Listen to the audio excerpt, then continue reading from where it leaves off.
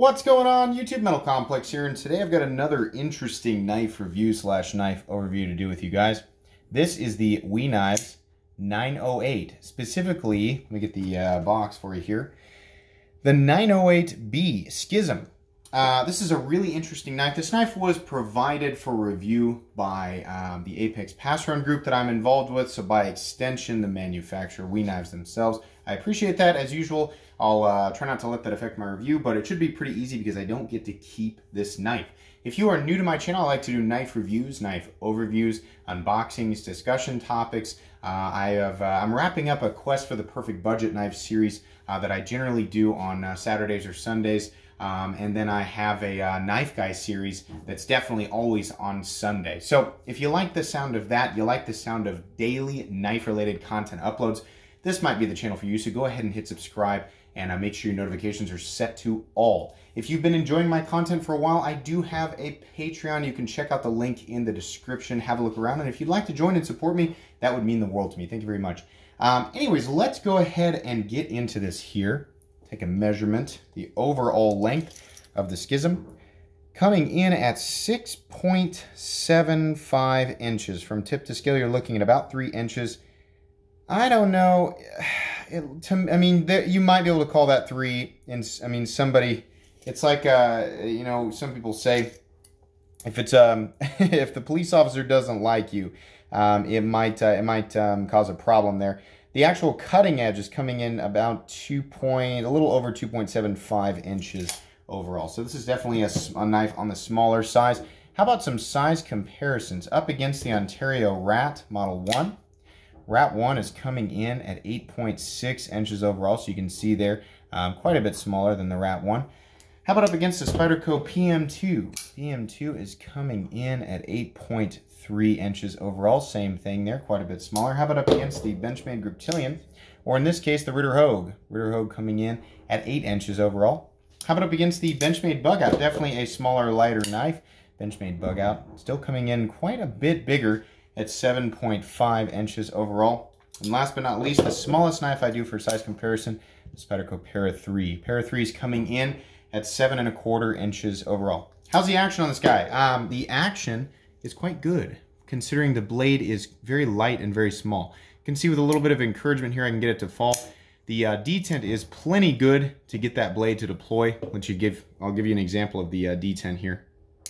Quite a bit, more powerful detent than you might expect in such a small knife. You can do the reverse flick quite, effectively with it, but you can see there, I actually kind of like to do the reverse flick on this guy better. Now, initially, I wasn't 100% sure. It was one of those where I had to kind of figure out where I was going to put my thumb and what direction I was going to throw my thumb, coming off of that, that thumb stud there. But I don't know, I kind of like deploying it with the reverse flick. There is kind of an issue with that. We're going to talk about that when we get into deployment. Let's go ahead and weigh it here. Get out my handy scale. The overall weight of the Schism coming in at an unsurprising 2.2 ounces. We are working with fairly thin titanium that I would say hasn't been milled, but it's got these decorative holes that are milled into it. So a little bit of weight reduction there. Go ahead and weigh it again just to be sure. 2.26 ounces, not a heavy knife. Let me give you guys a measurement of the blade thickness. Turn on my calipers here. Blade thickness coming in about 115 thousandths. So definitely not a thick blade, not a heavy blade, and easy to deploy. Carry profile, of course, always need to take that into consideration. This knife is shaped well. It's going to be easy to carry. It's a small knife. You can see there, thickness up against something like the Para 3. It's a little bit thinner there. Much easier, I would say, to carry than the Para 3, or even knives like the Ontario Rat Model 2, which is a pretty much uncontroversially easy to carry knife. So easy to carry, definitely. So what are we looking at for materials here? Well, like I said, we're looking at 6.4 ALV titanium. Oh my gosh. All these numbers and codes for steel and titanium bouncing around in my head. Throw in WE's, weird model number system and ZT's weird model number system, and I've barely got any room for anything else. 6AL4V titanium scales, solid on both sides.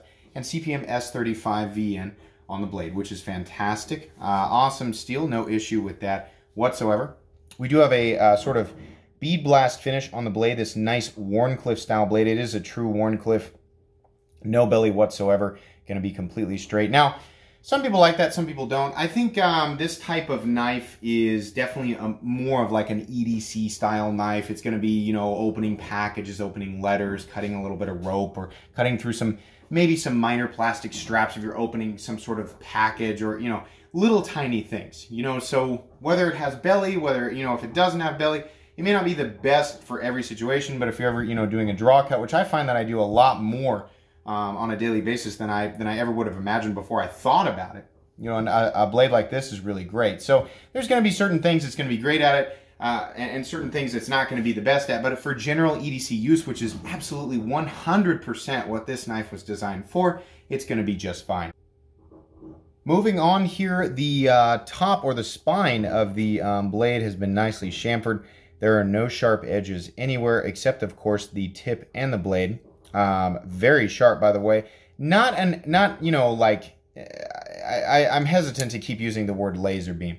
It's not going to be something that's going to shave a grape or a tomato, but it is definitely going to be a slicey blade. Like, I mean, on a scale of 1 to 10 in terms of slicey, this is an easy 7.5 or 8 on the slicey scale, I guess. Yeah, absolutely. Nice puncture tip. Not a tip that has any real durability involved with it. You can see here up against a notoriously thin tip like the PM2, we're working with an exceptionally thin tip on that little Wharncliffe. So be careful, you know, depending on if you're going to buy this knife, you know, be cognizant of what you're going to use it for. That is not a tip that you want to stab into something and go digging around. I would imagine, you know, even with S35VN being one of the more, one of the tougher, if not the toughest stainless steel. Is that true? Am I right in thinking that? Is S35VN the toughest stainless steel? Either way, not a tip that you want to jam into something and pry around, but certainly it's going to be great at puncturing into things and making cuts like this. I actually really like blade styles like this when I'm cutting into a box or a package. You know, you guys have been there with me. When you hold it like this and you lay your finger down and you push that tip that's kind of curled down towards what you're cutting, push it into the tape and then draw it this way. There's odd satisfaction involved with it. That is my favorite thing to use a small Wharncliffe blade for. You know, a lot of old school slip joints that have that style blade. You know, my grandpa used to have one, and I'd always see him open packages with it with such ease. And while a regular pocket knife or any bladed object, or truthfully a flathead screwdriver will open a package just fine, but there is an odd sense of satisfaction opening a package with something like this, even if it has a price tag that does not correspond with the simplicity of the tasks it's going to be used for. But that's everything that we like in this corner of the knife world, right? So anyways, moving on here, you can see we do have some blue anodized thumb studs with what I think are little ceramic ball bearings on the inside of there. It looks cool, but in practice, I find that it creates, over time especially, I mean, actually not even over time, within 5 to 10 flicks, whether I do the reverse flick or the standard thumb flick, my thumbs start to get sore. And the tips, I've got a lot of dead skin on my hands, you know, whether it's on the inside down here on the tips from working and from lifting weights and whatever. But I'm not going to sit here and pretend like it doesn't start to hurt after a little bit. It definitely does. Oftentimes calluses will actually make it worse because it pinches the skin or causes it to roll up. Whether you have calloused hands or not, I can guarantee you that those little thumb studs are going to bother you after a while. Now, in all fairness, I'm really talking to people who like to sit and fidget with their knives over and over and over again. If you're a normal person who uses their knife, like I would say, the average person who carries a pocket knife uses it between 3 and 5 times daily for little things, right? None of those individual circumstances are going to cause any pain on deployment. You're going to be aware of it. You're going to be reminded every time, like, ooh, that little thumb stud's kind of pokey. And then you're going to use it, you're going to put it away, and you're going to be just fine. But I still have to point that out. They're a little bit pokey, and it's a little bit bothersome. There is room to get underneath it. I kind of like doing the reverse flick a little better. It's a little bit less, for whatever reason, it's less wear and tear on this part of this finger back here. than it is on my thumb up here. I don't know why. That's just me. It might not be the same for you, but yeah, it's something that's bothersome, but it's not a deal breaker. It's not something that I would say don't buy this knife because the thumb studs suck. It's just I wish they were a little bit bigger and not so pokey. You know, that's about all I can say there. I think it's worth pointing out that this does have garaged stop pins. I don't want to call them external because they're technically not external. They're internal, but they function a lot like in the same fashion of a. I pointed this out before on other knives. I like the XM18. The thumb studs wrap around and act as external stops on the frame. It's the same thing, except the location where they contact the frame is on the inside. So they're separate from the thumb studs, which are in a different location. That's fine. It's kind of neat. Now, in the case of this knife, the problem, it's unrelated to the studs actually. The external or the garaged pins, because of where they had to put these, right? I mean, you think about this, they move them back, you're going to be further up, which might not have been the worst choice, you know, now that I look at it. Moving them back just a little bit up the blade would have actually put them further back and solved the issue that I'm trying to point out here is that they're a little bit in the cutting path. You're going to use this knife and cut straight down, something right here, you're going to run into the thumb studs. Okay, not that big of a deal, but you're already pretty limited on space there. So, I mean, in terms of the overall cutting edge. So, it's something I want to point out. The thumb studs are bothersome in two different ways. They're in the cutting path and they're a little bit pokey. So, I don't know. You know, take that with a grain of salt. Moving on here, you can see we have WE's standard handsome pivot face. I like that a lot. No issues there. We also don't have, I didn't point this out, we don't have any branding or anything on the blade. Sterile blade. I always appreciate when companies do that. Thank you, WE. It looks really, really nice. We have a dark blasted frame here that's been nicely chamfered all the way around. No sharp edges anywhere. These bowls look great. I love that. The little micro milling pattern on the inside. We've got some polished lips there around the bowl. That's a really nice little effect there. It adds a nice element of beauty, you know, on an otherwise very plain Jane frame. I want to take a look here at the pivot screw and also the frame screws. What I've got here, this is my Weabit selector that I always show off to you guys, and my magnetic driver that works great with it. Both very inexpensive. You can find the links to these down in the description, as well as many other useful items. So we have T8. Yes, we do. Yes, we do. We have T8 on the body screws. Thank you so much, WE Knives. That's awesome. How about the pivot? The pivot is also a T8. How about this little guy? T8! How about the pocket clip screw? T8! T8, there we go. Thank you. Every pocket knife maker in the entire world, if you're going to use body screws that can be adjusted, use T8. That's the magic number. Fantastic. Nobody's T8 bit is worn out. Well, maybe some people's, but the T8 bit is just perfect. You don't have to change the bit out. You can just disassemble the entire knife just using just that bit. So that's great. I like how the screws look. I like the position of the lanyard hole. I love these little barrel spacers back here that are anodized. We've got one that's a little bit different style there, spacing the, it's basically a lanyard barrel. That's cool, adds a little dressiness there. Keeps the lanyard, if you're gonna attach one, away from the blade. Moving over to the pocket clip. I like the pocket clip. There's nothing wrong with it. It has it doesn't really have a bill. It's just sort of flat. It's very easy to get in and out of the pocket. And here's the best part. It does not create a hot spot. I can get my entire hand around this kind of, I don't want to say absolutely, almost cut my finger there, but I can get my whole hand around it. The pocket clip is not causing a problem. We do have a steel lock bar insert that doubles as an over travel stop. That's great. The blade, it did come center, but I've been playing with it, and I bet you anything with just a little bit of a, let's try this, just a little bit of a turn there. Let's try it again. I want to see if I can prove this on camera. Let's turn it just a little bit and see what happens. There we go. The blade comes right back to center. So sometimes when you get a new knife, and the action's still perfectly fine. Sometimes when you get a new knife, the action will be you know, pretty good, and it'll be perfectly centered, and then it'll loosen up, and you'll be like, wow, the action's getting really good. And then you'll look at the blade, and it'll be off-centered. A lot of times you just need to let that detent ball wear its track into the side of the blade, and then as you continuously readjust it back, it will smooth out and at the same time be centered. And you're like, I don't want to have to do that. It should just stay centered. Just add a little tiny bit of blue Loctite. I would rather it not be Loctited so that I can make adjustments as it breaks in and then Loctite it where I want to, than it be Loctited and just be kind of okay from the factory but not great. Does that make any sense? So there's a good example of that right there. You do have nice, easy access to the lock bar, something I always appreciate, so that's great. You can see their lock bar insert engaging the tang of the blade at something around 35, maybe 40%. You can see they print S35VN underneath here, which is great. It keeps it off the show side or the reverse side of the blade, so that's awesome. You do have some functional jimping up here, and I'll say the ergonomics are pretty darn good. They're not the best ergonomics in the whole world, but it's got the right lines in the right places where I can hold on to it. I feel comfortable. There are no hot spots.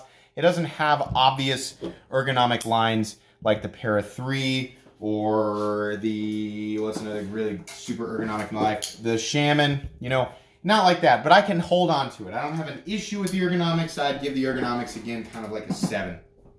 This is a really cool knife. My biggest complaints with the build is, you know, the thumb studs, the pokiness of the thumb studs. They look cool. I like the idea of, I don't know what, I mean, I like the anodizing.